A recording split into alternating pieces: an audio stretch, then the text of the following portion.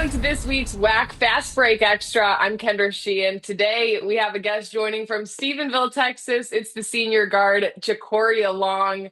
Jakoriah, early morning. How's it going so far? It's good. It is early, but it's good. I can't complain.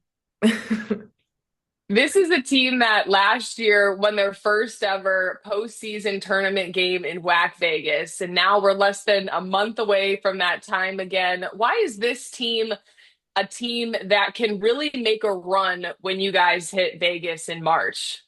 Right. Honestly, I think it's the depth that we have this year in our team. I think that we can honestly and truly play anybody that we have on the bench.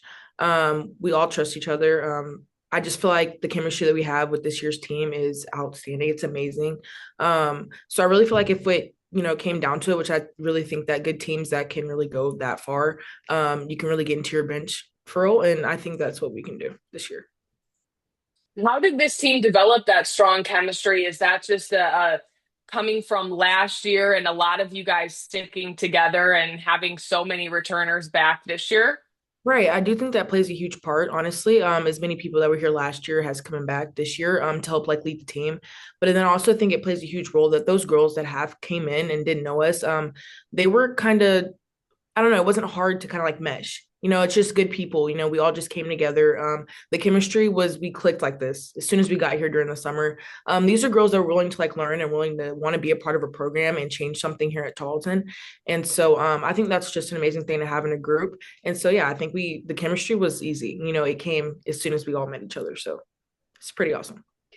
It seems like that was one of the main points that head coach Bill Brock brought in when he took over the program is having that chemistry and really wanting to buy into a new system and a new way of playing basketball. What has he brought to the table in terms of year two in the system and just continuing to develop this team into a winning program? Oh man, I could speak so highly of him. I just think it's his background. When you know about Coach Brock, it's like you want to buy into someone who has been through and has won championships. He's been through that. He knows what that feels like, and he's expressed to us. I know that feeling. I want to be able to, help you guys feel what I felt during those moments of success. And so that's something that like once you hear those words, it's like I want to feel that, as an athlete, like who wouldn't, especially at this level. So I think it's kind of easy to buy into a coach like that. I don't know. He brings us up all the time. He's just a really good coach to play for. He understands what needs to be done in order to win. So he's a good coach. When you look at this year, I mean, now in year two, what are some of the things that Coach Brock has challenged you personally with being a senior and being the second year in the system? I think it's expectations, honestly. I think he brings that word up a lot. Um, I don't know. It's like you gotta know what he needs from you as a player personally. So with those expectations being so high, coming into year two, it's like, we kind of were all tiptoeing last year, trying to see like, hey, let's just see how far we can get. We're building something new. Let's just see what we can do this year. And I think now that it's year two, it's like, hey, now our expectations are high. I know what you guys are capable of. I know what type of team I have. Let's get it done. So Over earlier this month, you also, or rather in January, you hit your 100th career assist at Tarleton State. How have you been able just to see the floor in such a dynamic fashion that you're feeding players and you're also number two on the team in scoring and one of the top 3-point shooters as well? right. Honestly, I think that facilitating is a huge part of my game. I've always been a point guard, and this year I've moved off of that role just a little bit.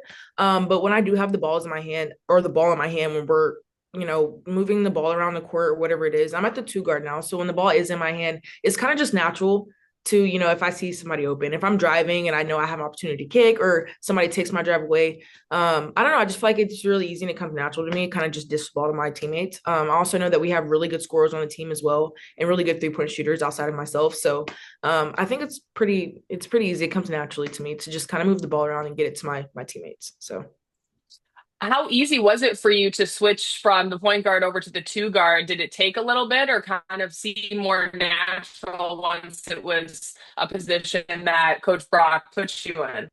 right. I actually found it really hard to kind of, and it sounds weird because I feel like I was a scoring point guard. So a lot of people was like, oh, this should be like easy for you, right? And it was kind of, it was just weird for me just because the ball doesn't start in your hand. You got to know the plays kind of from a different standpoint. And you're not looking at the same thing that a point guard would look at. And I wasn't finding my game as easily at the two. It took me a little bit. But I think going through that process also helped me learn a different part of the game. So once I found that, I think it was a lot easier to get into like my scoring threats, find my drives, look at my 3-point shot a lot more. It opened up a lot of things for me in my game that I couldn't find last year being the starting point guard. So I think moving to the two has done a lot for me. It just took a little bit to kind of fit that role. Yes, ma'am. How did that come about? Was it a conversation that Coach Brock had with you in the off season and was like, "Hey, this is what I'm thinking based on the players and returners, newcomers that we have"? Right. It was actually kind of weird. We kind of all moved positions. We're just kind of trying to find like what fit and who fit where. But once I did get to the two position, we did have some conversations about like, hey, like I'm not finding my game here. Like it's the tempo seemed really fast at that position for me. And it was just about me slowing the game down just a little bit and kind of looking at all my options, being on the wing. So I did have to have a few conversations with him because I wasn't fitting that role perfectly, or at least how I wanted to at the time. And he just kind of explained to me like, hey, like slow down a little bit, like let the game come to you. I know that you'll do great at this position. I know you can fill this role. So like after a couple of those conversations, after me obviously going through a few months of like having to just play a game at that position, it took me a little bit, but he told me like, hey, trust the process, and eventually everything that you've been putting in, all the work, you will start to like reap those success. So I'm starting to see that now, towards like the middle, towards the end of the season, but I'd rather, that be now than, like not at all. So it's been a process, but it's been good. Hey, and looking at, your career at Tarleton, second year with the program. Before that, you were at Blinn College and Ranger College. How did each of those stops, especially at that JUCO level, really help prepare you to excel so much at this Division I level for the Texans? Right. I think JUCO is it was really a stepping stone for me. It was a lot of adversity having to do that just because of COVID. I don't know. I wasn't really expecting to go to JUCO.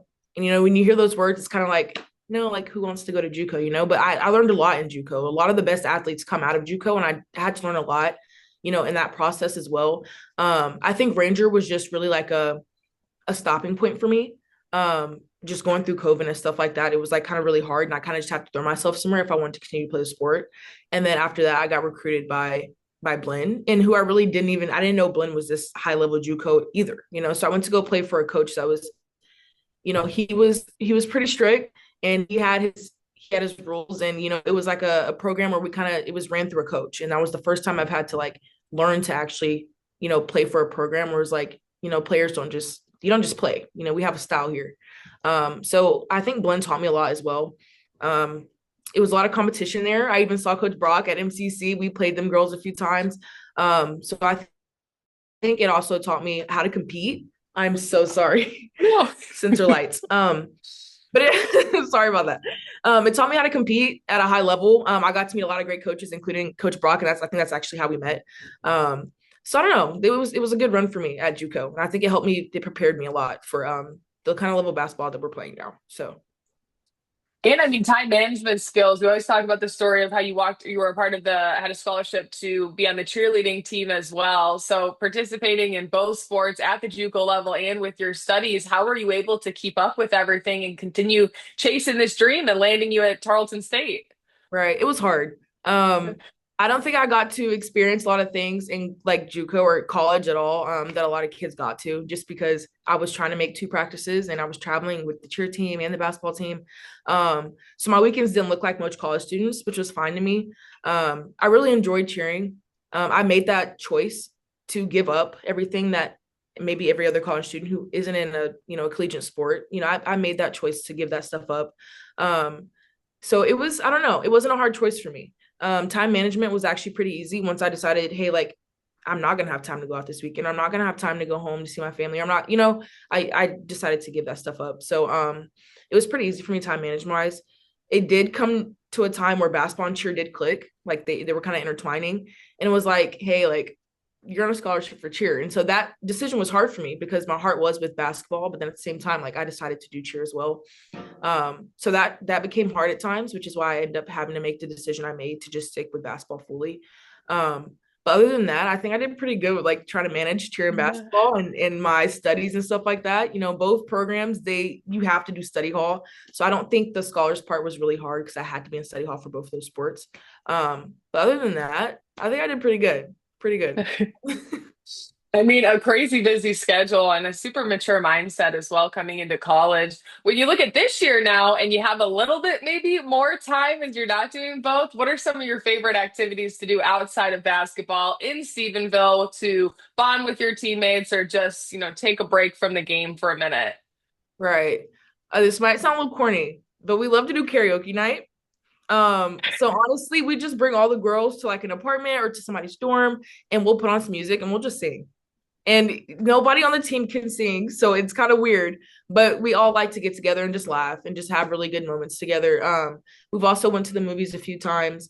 These are just a really special group of girls. It's easy. We can also just meet up to go watch other sports compete, and that's like great for us, or go play sand volleyball, a sport that we're not really good at.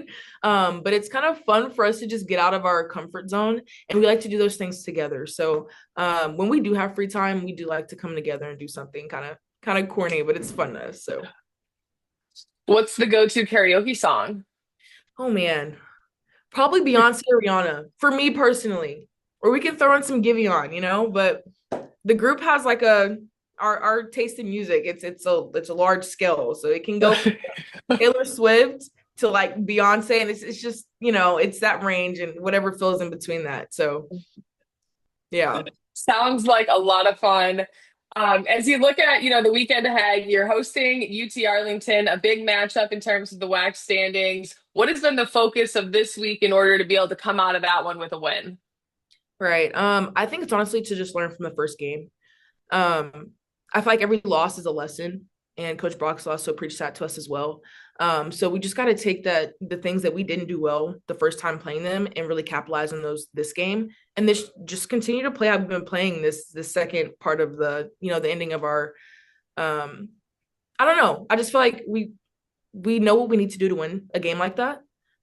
It's going to be a hard week for us, and we're going to prepare super hard. We need to be focused mentally and just come into practice every day knowing that this is something that we need to accomplish if we want to be where we want to be in the WAC standings.